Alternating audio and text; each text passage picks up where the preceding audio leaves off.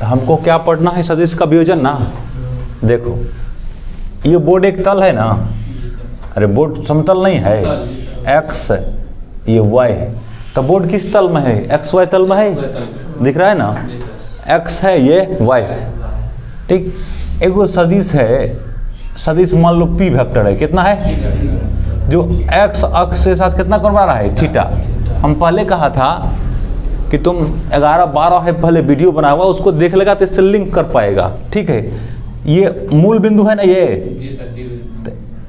ये इससे इस पर लंब डाला, किससे, देखो ओ है, इसको तुम पी बिंदु मान लो, है नहीं तो ए बिंदु मान लो, क्या मान लो, ए।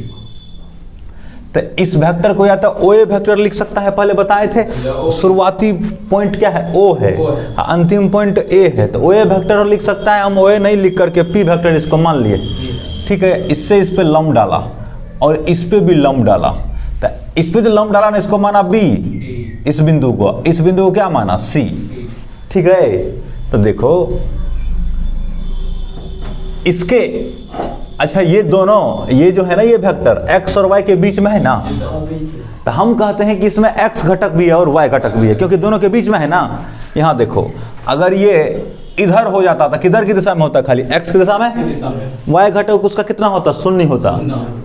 अगर ऐसा हो जाता, ऐसा, तो किधर होता, अभी बीच में है ना, इसका मतलब कि एक्स में भी है और वाई में भी है। तो यहाँ देखो इतना ठोको हम क्या मानते हैं, इसका x घटक मानते हैं, तो ये है पी एक्स। ये जो है ना, ये क्या मानते हैं, इसका पी वाई, लंब डाले है ना यहाँ से यहाँ, तो ये क्या मानते हैं, पी वाई। बात समझ गया, हम पढ़ा दिए पहले से, संक्षेप में समझ जाने के लिए। तो त्रिभुज जल्दी से ओ ए बी में कॉस थीटा बराबर क्या लिखेगा, जल्दी से बताओ। कॉस थीटा बराबर आधार बटा कर्ण लिखता है, आधार कितना है, पी एक्स है, बोलो ना जी, पी एक्स। कर्ण कितना है, देखो तो ये है ना कर्ण, ये 90 डिग्री है ना जी, तो पी खाली पी लिखेंगे। पी वेक्टर का, अगर किसी वेक्टर का मान लिखना हो ना, तो उसमें क्या लिखते हैं, वेक्टर हटा देते हैं, माने तीर हटा देते हैं, तीर का चिन्ह जो है ना हटा देते हैं, तो बस। तो पी एक्स बराबर कितना होगा, गुना कर दो, क्रॉस मल्टीप्लिकेशन, तो पी कॉस थीटा बराबर कितना हो गया, पी एक्स ना, तो पी एक्स बराबर कितना हो गया, पी कॉस थीटा हुआ। मतलब x दिशा में इस सदिश का कितना घटक हुआ, पी कॉस थीटा हुआ।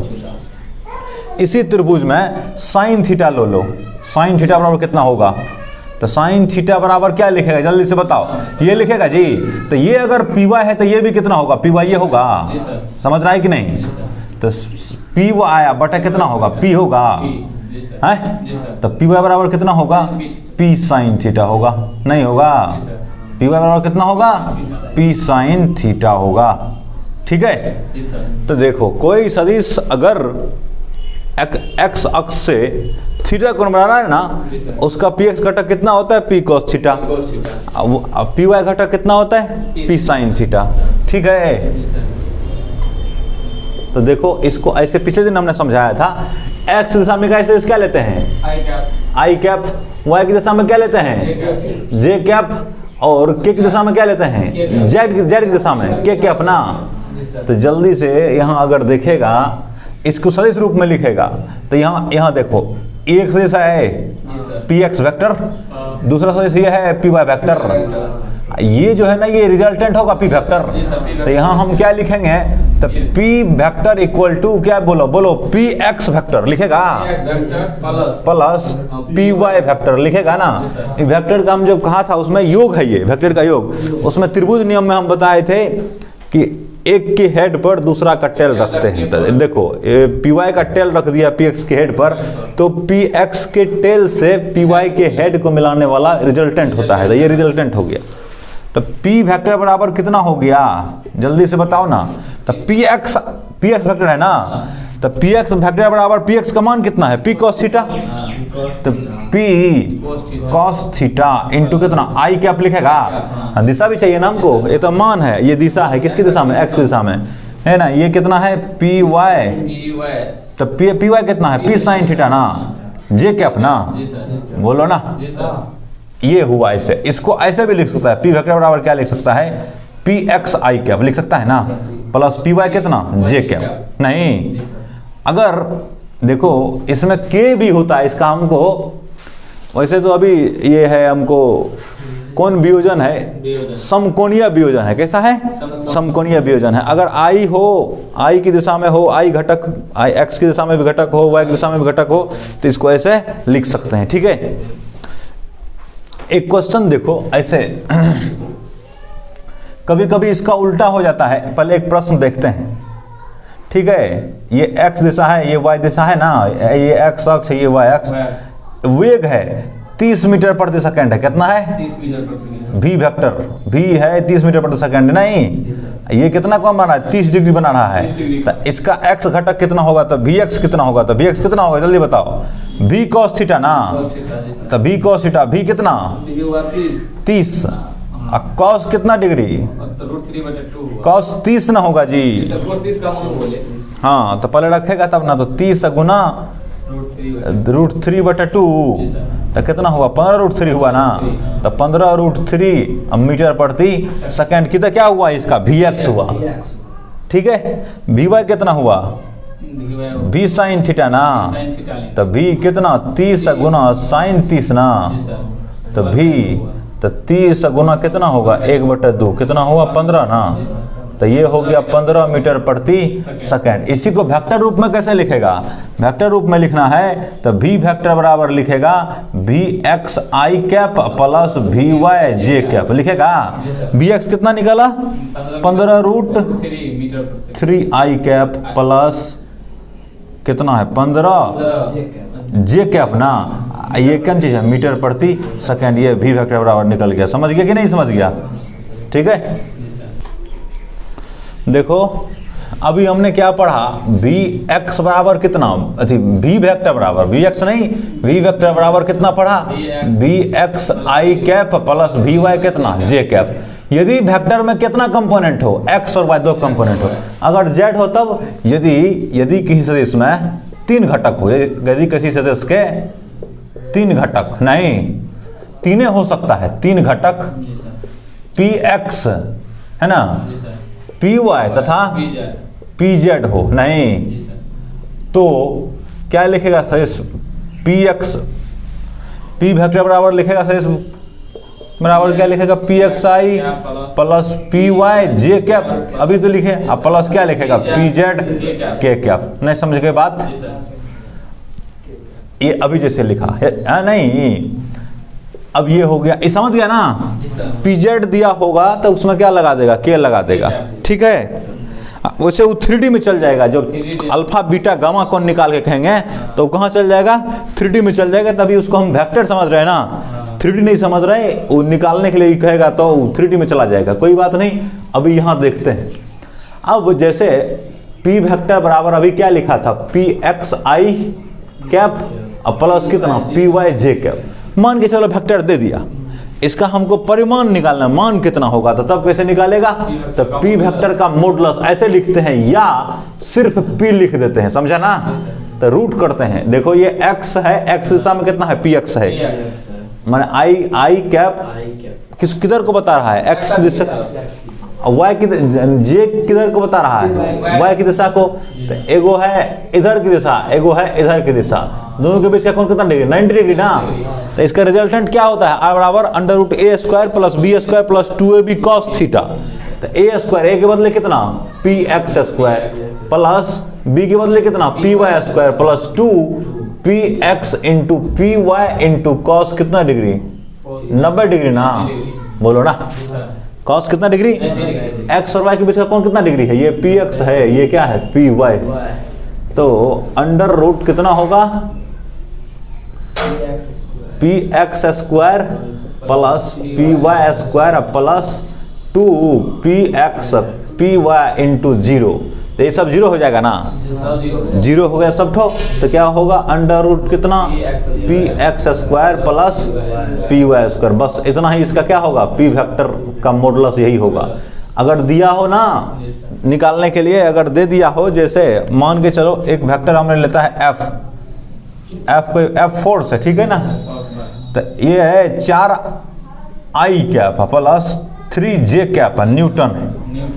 तो F का मान पूछेगा कितना है। F 4 है किधर की तरफ, x की तरफ, 4 न्यूटन है x की तरफ, 3 न्यूटन है y की तरफ। तो इसका मान कितना होगा, तो अंडर रूट, देखो x की तरफ जो उसका स्क्वायर कर देते हैं तो कितना 4 का स्क्वायर, प्लस y की तरफ जो इसका स्क्वायर कर दिया था कितना हो गया 16 प्लस 9 कितना 25 अंडर रूट कितना होगा 5 ना, 5 न्यूटन हमारा क्या होगा आंसर होगा। ठीक है, जिस प्रकार से हमने p वेक्टर था कितना px i cap plus py j cap, तो इसका मॉडुलस क्या लिखा, square root px square plus py square.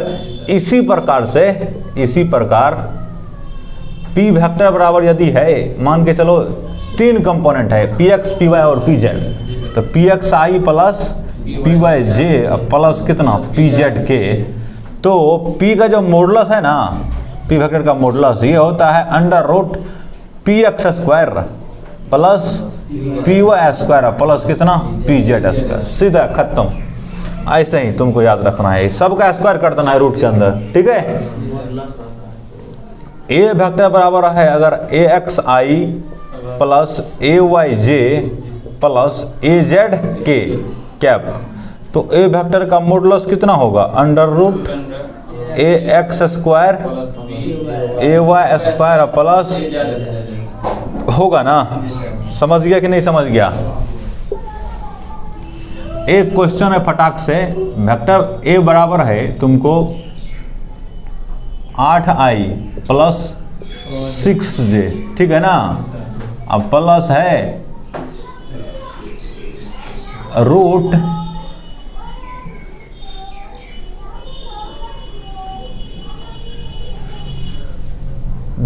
दस के मान लेते हैं, कितना 10 के, तो a का मॉडुलस इक्वल टू व्हाट, तो क्या होगा जल्दी से बताओ।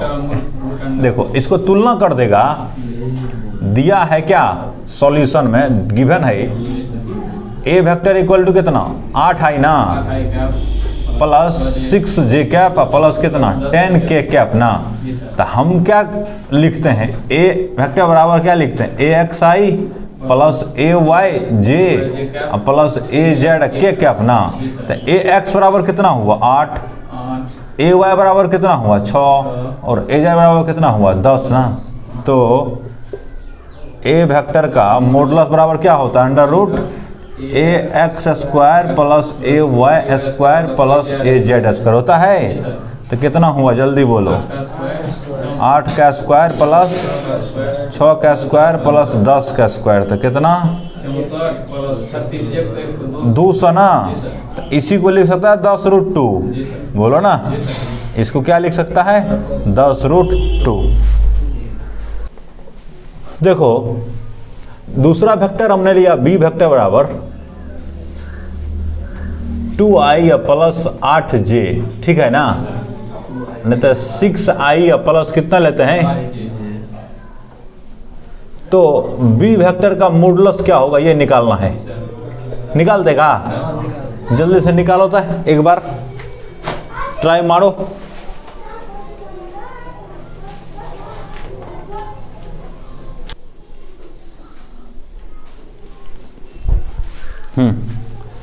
देखो यहां जी b वेक्टर बराबर सॉल्यूशन कर रहे हैं हम,